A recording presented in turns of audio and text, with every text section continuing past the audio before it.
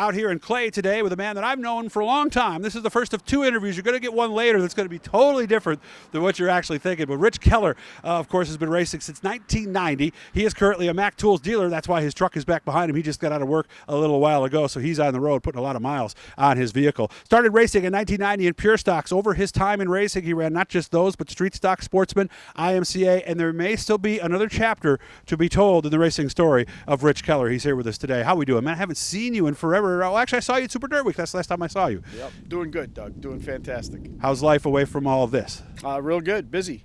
Very Chickens, busy. We still got horses, all that stuff? Yeah, we got all the, the country living. We got horses and chickens and, goats, and we're, grandkids that love them. So. And, of course, Wegmans is still only 5 miles away, so you got the best of both worlds, don't you? That's right. Out in the country, 5 minutes from everything. Yeah, it's really a nice place to be. So let's go all the way back, because I'm 60. You're just a year younger than me, I think, older. Right? Oh, you're older than me. Yeah, okay. 61. So we grew up in that era where, you could buy a Chevelle 396 for $500 or something and go out and have some fun. What Funny got you say that, because over there sits a 67 Chevelle Super Sport that I bought for $500 in 1978. Yeah, we can't drive it now, right? Oh, in 78 you bought it. And I still okay. have it. Yep. I got to go over and see that then. Yeah, it's amazing. You kids today, you don't know. You could have 400 horsepower for $400 basically That's right. At that point. So what took you from a kid who liked working on cars to a kid that said, well, you weren't a kid anymore by 1990. I'm going to get a race car and go racing.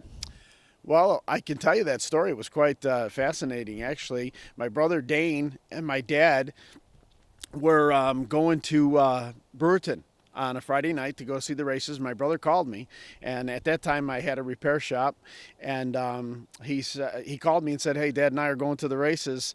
You want to go?" I said, "Yeah, I'll close up shop and I'll meet you there."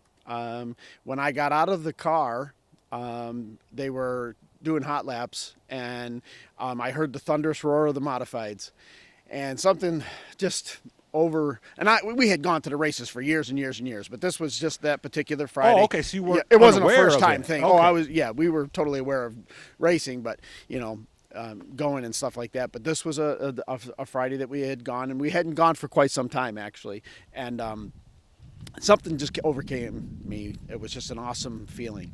And I got in the stands with my dad and my brother, and we were watching the races. And in between the races, I looked over at both of them, and I said, "I'll have a race car on this track next year." Really? Went back to the shop, and I had an old Monte Carlo that was out back that the frame was on bad shape over the rear end, and so I couldn't do anything with the car. Cut it up. That was my first pure stock. And this was 1990 when you went? 90 was the first year I went on the track. Brewerton, Yep. Fulton, or both? Both. Okay. Which one was first? Brewerton. Okay. How'd you do? Do you remember the first night?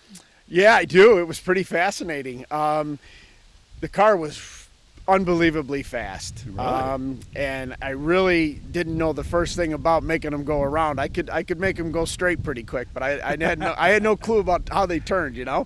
Do I slow down? Do I throw it? What do I do? Right? Yeah, and I kind of the way I built the car was kind of unorthodox. It was kind of what I thought how it should be, and that kind of stuff. And so I did some. I had a governor on the transmission, and 2-speed power glides in the old pure stocks were the way to go. Yeah, the old Chevy And I didn't transmission. have one of those, and I had a TH350 in it when I first started. But I could get it, and I raced it in low, but it would shift down the backstretch. Ah. And I don't know if you remember the old safety crew with the white Ranchero. Oh, yeah. With the big block Chevy in The it. Skull Brothers, I think we called them. Yeah. Yes. And those guys were the most coolest guys. Yeah. And they would come over to me and say, "Rich, that thing actually shifts going down the backstretch." And I said, and it was fast and really did well. But I wouldn't turn for nothing. Got over through the race, did pretty well for my first time out. And I remember Dave Manise, who's a very good race car driver and, won a lot of pure stock races. And he came over to me and he goes, "You get that car to turn," he goes, "you'll be untouchable." I said, "Well, yeah, that'll be the trick." But that was my first night. Okay. Yeah. Remember the first win? I do remember the first win. Was it the first year, or did it take some time? No, it was at the first year. Yeah. Okay. Brewerton or Fulton? Both. Well, one of them had to be first. True story. Brewerton was first. Brewerton was first. Okay. So you And, finally got it to turn. And then I went to, when I went to Fulton for the first time, you didn't come in where the pit gate is now down below. You went in up on top, and you turned and you went down through the gate Oh. into the pits. I see. And I remember, just coming, because it declines a little bit, right? When you're up on top and you come down, like if you're in That's kind of scary your first time. No, I'm talking about when you pulled in from the cars on the trailer. When I pulled into the entry, I remember being in my truck and towing it, but we came. Oh, yeah, you came down through that way. There wasn't. That's right. Yes, and, I do remember that. I remember just because you're elevated a little bit, and it was just so awesome. Fulton just has this view to it that's just awesome. Not a bad seat in the whole house. No, sir. When you get down to it. And I was overwhelmed by that, and love that racetrack. Yeah? Love that racetrack. Okay. Went to street stock, eventually sportsman, finally an IMCA. I remember one particular race. You almost got your sportsman into the 200, didn't you?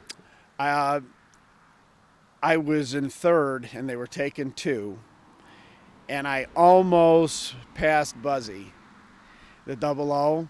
But now I had my sportsman engine. It was on the car, small, and the track was just slick. So it was a benefit to me, less horsepower, and I was getting off the corner. And I mean, we went across the checkered, the finish line, and I was like right on his side, and I just missed out. And then when I ran to Concy, I didn't qualify either. But that was. That was a pretty cool almost moment. A sportsman guy getting a chance to duke it yeah. out with Buzzy Reuter. A lot of people still talk about that, surprisingly enough. I remember because I was rooting for you because I remember you were just outside and you were right there, that close to getting it. I'm like, oh my goodness, he's going to make it in with his sportsman. Yeah. And I remember you got a run off of 4, if I remember right. I was close. Yeah. So that had to feel, I don't want to oversimplify, but almost like a win, right? One of those moments you don't forget, at least, right? I think it was probably a pretty fascinating moment, Doug, because of, a lot of front-running race cars, right? Yes. I mean, those modified guys really had it going on, still do. Yes. There was some big shoes, and to be running up front with them was pretty cool. And of course, the IMCA days were unique because that was almost club racing because all you IMCA guys kind of stuck together, didn't you? We really did. We had our on-track moments like any division. Yeah, and some of the claimer stuff and all that. Yeah, and all that kind of stuff. But as a whole, pretty phenomenal class. It still is. It's still trying to make its mark here in the Northeast and in the Southern tier, and some tracks down there are bringing them back and trying to make a go of it. When I had the big shootout at Weed Sport. That was probably the last hurrah for trying to have a big race for the IMCAs. Really an enjoyable, affordable class. So when was last time you were in a car and suited up? 19. Is there a possibility? Because I know I talked to you a couple times away from the track, and you just weren't sure exactly what you were going to do. Is there a chance you might get to do it again? I'd like to say that there might be an iron in the fire. Okay. Well, keep me posted then when that iron comes out of the fire and starts to turn into a frame and a motor and everything else that you're going to need to do this. We're going to do a second one. Look for this one down the road. This is more some time that Rich and I had together in TV, believe it or not. Rich was actually a big TV star there for a while. But for now, hit the Blue E guys. It'll subscribe you. Well, every time we're talking to somebody cool like Rich here, and we're going to have a lot of cool stuff up for you very soon. Rich, appreciate your time, buddy. Thank you. Thanks, Doug.